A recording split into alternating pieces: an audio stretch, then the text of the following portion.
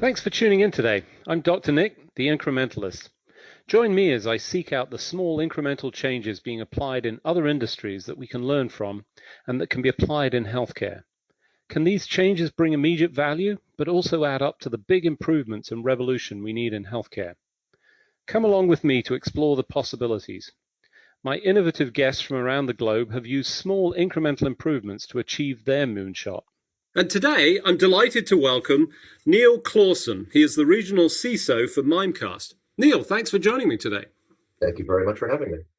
So, as I do with all my guests, I think it's important to get a little bit of background. You're in healthcare, but actually that's not your original area of focus. You came at this slightly differently. Tell us how you got to this point in your career. Yeah, I mean, I've been a lifelong IT and security practitioner, going way back to my days with my computers and dial-up, and being a hacker when that wasn't necessarily a bad term, right? Figuring stuff out. That's what I think. Wait, hackers is a bad term? I didn't know that. I'm one of those. Right. Exactly. Right. It means somebody who likes figuring stuff out and then applying. Exactly.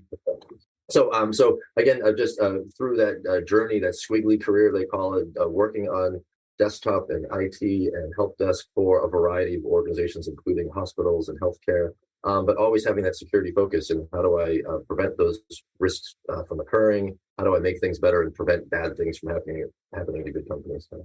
Yeah, so security is a recurrent theme on this show, and certainly with some of the guests that I've had. And as people that know me know that it's definitely an area of focus. So I'm always excited to get new perspectives, and I'm curious to know, as you look at the landscape, and I'll give you my perspective first, but it seems like this is a nuclear arms race with the hackers, and in this version I'm using them as, a bad term, who are essentially attacking, and it's actually a business at this point in some instances, attacking, and healthcare has, for a long time now, one of the largest targets on its back. How do we cope with this? I mean, this seems like I don't want to say never-ending problem, but certainly one that, we struggle with, and we've had challenges.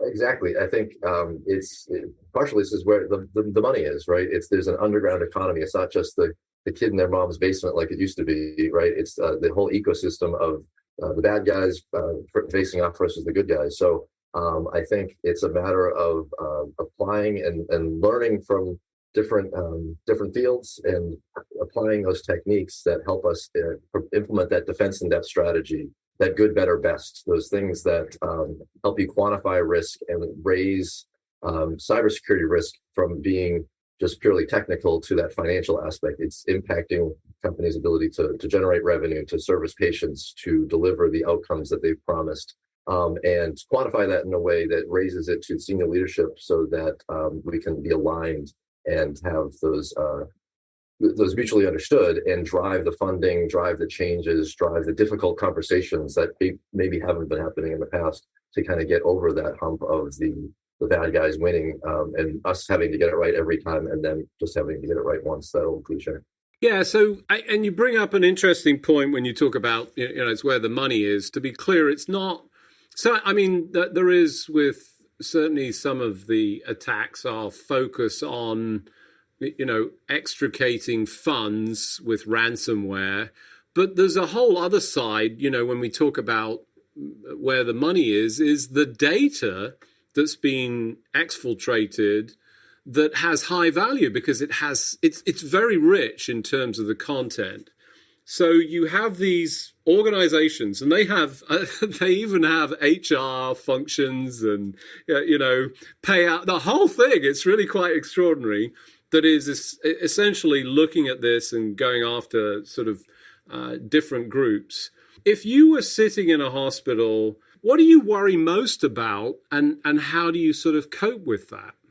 Yeah, I mean, there's another cliche, which is it's not what you don't know that'll hurt you. It's what you do know with absolute certainty that just isn't so, right? And I think it's have I implemented those core functionalities at good, better, best, and where are my areas? As a CISO, I always say, where are my areas of unmitigated risk?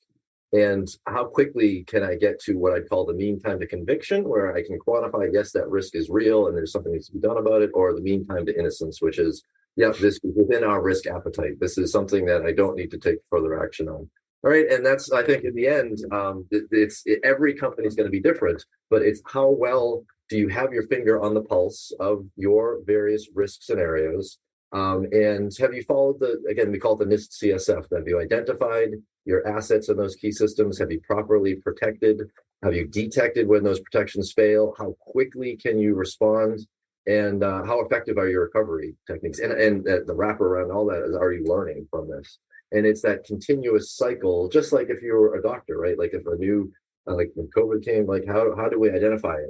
What are those defense in-depth strategy, and what is the risk appetite? What are the different levers we can pull? Can I reduce my attack surface? Can I maximize my controls? And again, overall, can I quantify where those areas are? Because security is a part of a much bigger picture, right? As technologists, we love turning those nerd knobs. We love building our firewalls and networks and all that kind of stuff. But in the end, it's to serve a business purpose, right? So every security strategy is really comprised of your threat vectors that might be generic or might be unique to you, as well as the business drivers. And I think a lot of folks forget about having that, your foot really in that other camp. We serve at the pleasure of the president, to use a Colin Powell analogy, right? So that's what I would focus on is where, how do we address these issues? It's by first getting your finger on the pulse and understanding where your controls are acceptable and where you have unmitigated risk.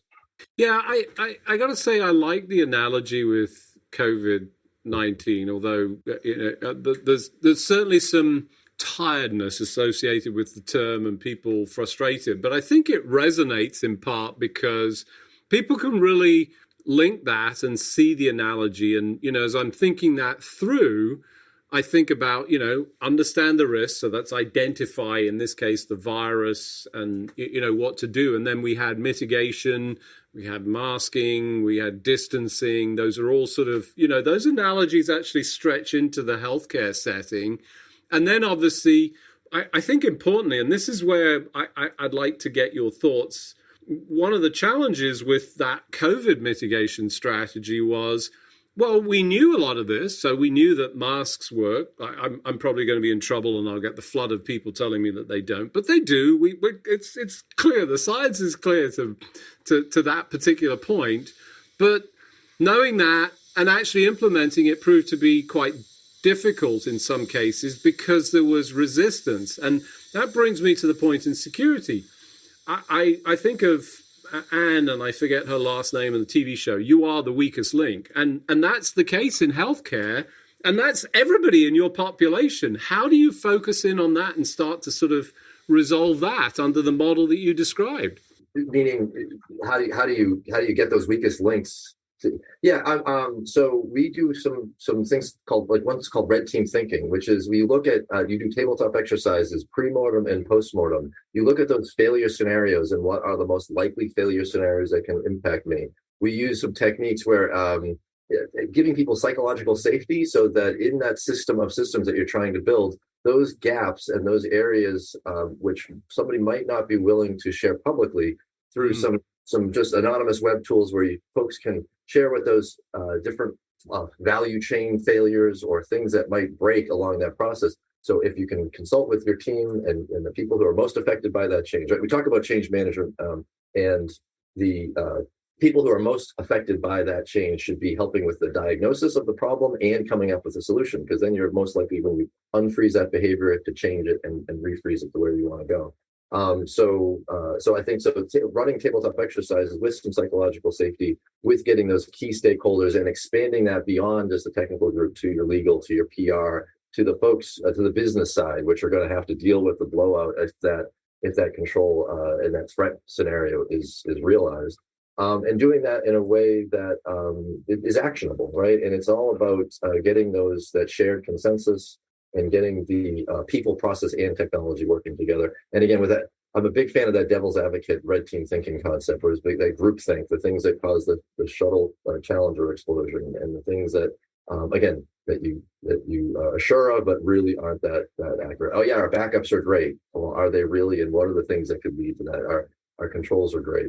So yeah, it's a lot. There's a lot of methodologies and this is where as cybersecurity experts, and we can learn a lot from the healthcare side for how they do their things and vice versa. I think great points, but just for the benefit of the audience, I think it's important to explain red team, blue team. Can you just clarify what you mean by that? Sure. So the blue team are typically the defenders, right? The people who are putting up the castles and the guns and the guards and the gates and trying to detect and respond. And the red team folks are the ones who are either the actual aggressors trying to break in, or typically the ones that you're paying to figure out your flaws before they do that.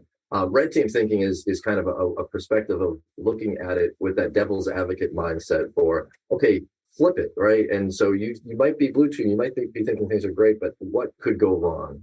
Right. And because that's usually where you have that one person that says, yeah, this really isn't gonna, this is an actual risk, or it's that longer tail of threats that could occur. And the other thing that you brought up that I think is really important here is that it wasn't the term you used, but that's what I got from it, was essentially a no blame approach to identification of problems.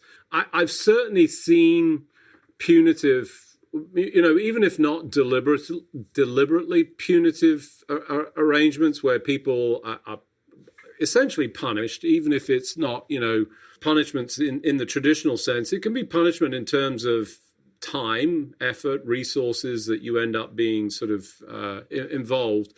How do you create, essentially a no fault, no blame approach to this? Because that's the way that I think you get the maximum value for the red team thinking from the people that potentially see those gaps, but, maybe don't want to reveal or share them.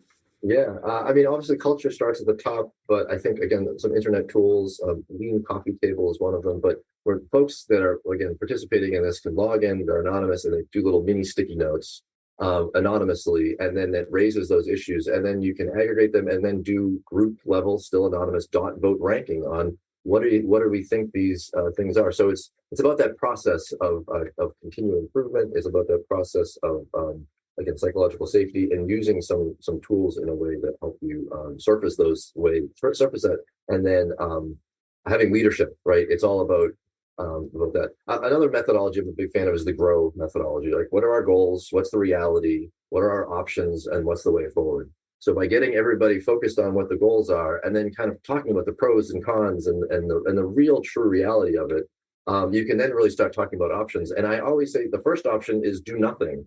Because a lot of times people are like, no, we can't do nothing. Aha, I got you, right? Like, now you're part of the team, and we're working on those other options. But by kind of putting out nothing as an option, people are kind of usually forced to it. So if we had a breach, we're going to have to use our cyber insurance. We don't have enough coverage. We're going to impact patient outcomes, or we don't want to.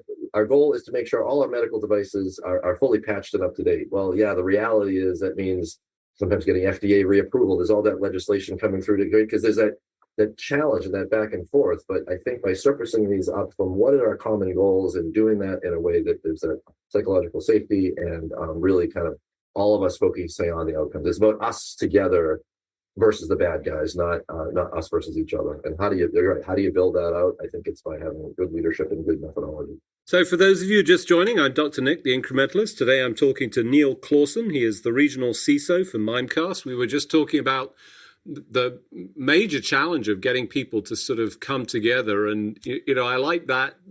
The one of the options is to do nothing, that, creates almost a sense of camaraderie in a group that, realizes that that's not acceptable, but you actually present it. I think that's kind of an interesting sort of approach to this.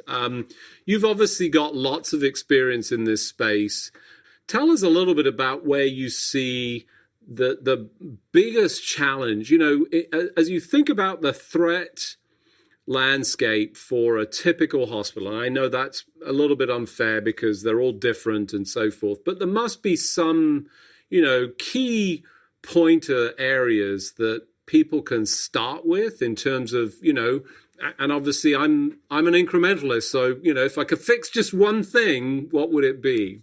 Yeah, agreed. Again, I'll go back to that good, better, best methodology. So the analogy is, if you were at an open wound, would you really just walk around or go to the London or New York subway system without doing it? So focus on like the triage, the hospital ER triage, and that cyber risk quantification concept is probably one that I would focus on. There's tools to be able to continually scan and monitor your attack surface area, right? And so by focusing on that low-hanging fruit and being able to quantify it, applying the most critical fixes to the most critical systems in the most critical manner, I would say, right? So triaging it and having those experts, as well as you can't do it all yourself. So there's another methodology called Wardley mapping, which is your value chains. And what are the things that I have to do internally? And what are the things that I'm better served by leveraging somebody that's an expert at it? Again, penetration testing, something that, that kind of thing, or continual attack surface monitoring. So there's a lot of, as we've evolved in the security space, evolved some methodologies to leverage third parties more effectively because staffing is so difficult. The threat vectors change so frequently. So continuous attack surface monitoring, using a person behind that vulnerability scanning, baselining against that. There's a thing called the EPSS, which is the exploit prediction scoring system. You can't patch everything all the time. It's just inconceivable. So what are the ones that are actually being exploited in the wild? What are the viruses that are actually being out there from a medical perspective? And then again, applying that surgical precision to it so that you are reducing your attack surface. So I think there's the two levers you have is after you quantify your risk in a more quantified manner, reducing your attack surface as much as possible, maximizing your controls as much as possible, getting that ecosystem, all those best of breed tools that you've purchased should start cross-pollinating threat intelligence, should start giving you and raising that actionable information because of a limited time frame, and getting the most likely vectors addressed first. So again, I think internet facing ones, I talk a lot about cyber insurance now, right? Because of the financial aspect. And those insurance firms are looking at your internet credit score, it's called. So security scorecard, BitSite, where there are companies that are monitoring your externally facing footprints and then giving you a score, A, B, C, D, on how well your digital hygiene is. And your insurance premiums are being set based off in parts by what that internet facing score is. So it behooves you to do your best to address those findings, find out where there's false positives. No, I don't even own that IP subnet space anymore. So that is, I think, it's part of that overall lather, rinse, repeat. That is, security is a process, not a one-time thing. I'm sure that a large number of folks are probably already looking at that score. It sounds very much like quality scoring of physicians, satisfaction scoring. But for those that maybe heard that and said, wait, what? There's a score on me? Where do they go? How do they find that? There's security scorecard is one. There's BitSite. There's Risk Recon, which was recently purchased by MasterCard. So these firms have been in business for a long time. They've been evolving. It's a way, for example, for your third parties or your customers, right? So if they don't have the capability to do a deep dive assessment on whether they trust you, if you're providing part of patient care data or processing their data, it's a way to kind of get that neutral third party, the Kelly Blue Book from an American car perspective, right? That Kelly Blue Book value of, again, where do they fall, and where do they fall within my risk appetite, right? Is a B okay? Well, it depends. What type of we always talk about doing vendor risk assessments and application risk assessments, right? How trustworthy is that vendor? Are they tall enough to ride the ride from a roller coaster perspective? And then how trustworthy? What types of data am I storing, right? And where is that data? And that obviously goes back to the beginning of that, identifying where you have your sensitive data and what risks you have for that, right? Right, and I think helpful for those folks that are not. I clearly there's a cadre of people that are spending their time, and especially if they have the fortune of having a CISO that's in place. Not all do, and I think that's one of the challenges around this. That it's maybe subordinated to somebody that is potentially learning this as they go. So I think this is very helpful. One other thing I want to pick up, you talked about the sort of risk assessment, and I like that, incremental approach of, find the areas to focus on and, with surgical precision. But one of the challenges I've seen, and I'm curious to know how you approach elevating this, and I'll be very specific. I spent a long time in the voice industry, and we had dictaphones, as they were called. I don't think you even hear that term now, but people digitally, they used to pick up the phone, and then it was, a digital dictation system. And that digital dictation system was never seen as a critical resource right up until the point that it failed. And it wasn't an attack, it just failed. And then suddenly everybody realized that this was like probably one of the most highest priority, because suddenly they were flooded with physician calls. How do you elevate those things before you actually reach the failure? What's the process to go about that? I love it. And I think I'm a fan of engaging with your key stakeholders. And asking them, so even if you're at the lowest level of the org and you're struggling getting funding, talking is as high as you can, say, on a scale of 1 to 5, CFO, financial officer, is losing $1 million a 5 or a 1, right? And getting that baseline. Hey, chief marketing officer is losing 1,000 customers or 1 million customers, right? And so when you start to get those, I always say, if you can't beat them, join them and then beat them, right? So getting and being able to baseline that, and then taking out industry examples of, hey, this just happened to our competitor, and CMO, you said if this happened, this is a 5 for us, right? And so again, our goal is to not be like our competitors.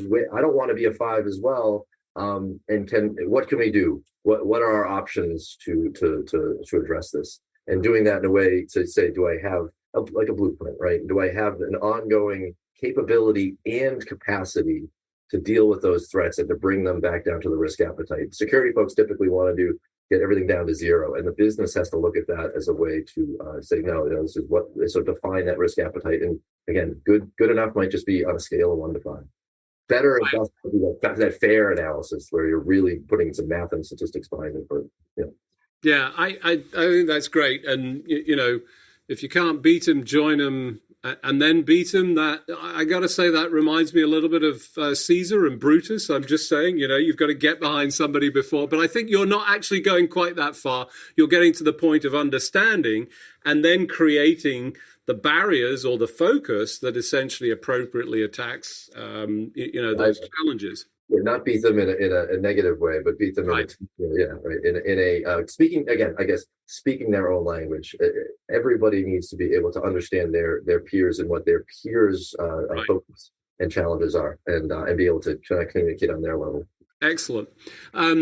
So as you think about the future, as I said at the beginning, feels a little bit like a nuclear arms race. I mean, obviously, we're applying technology to help us prevent attacks, but I also know that the threat actors are also doing that. They're using machine learning. How do you think about the future and where it's going? I'm positive, because I feel like I was just at a CISO event yesterday in Boston, and again, the methodologies and the ways we're able to quantify risk, reduce our attack surface, maximize our controls, and as vendors are realizing that it's not just one solution, right? It's that system of systems, and being able to identify that value chain. I feel positive because we as a community are starting to mature our understanding, our ability to communicate that risk, and ability to elevate that to the business level, right? And where we're getting the funding, getting the attention, and getting the initiatives and the buy-in at that top level. So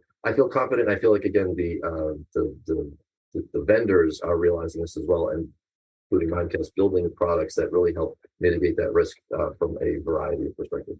So essentially, good news. We have a positive sort of perspective on the continued challenge. I mean, let's be frank, this is an ongoing problem. I think people increasingly are not only exposed in a business standpoint, but also at a personal standpoint. I think anybody that knows me knows I've certainly had my own sort of challenges with security attacks that, fortunately I've managed to mitigate.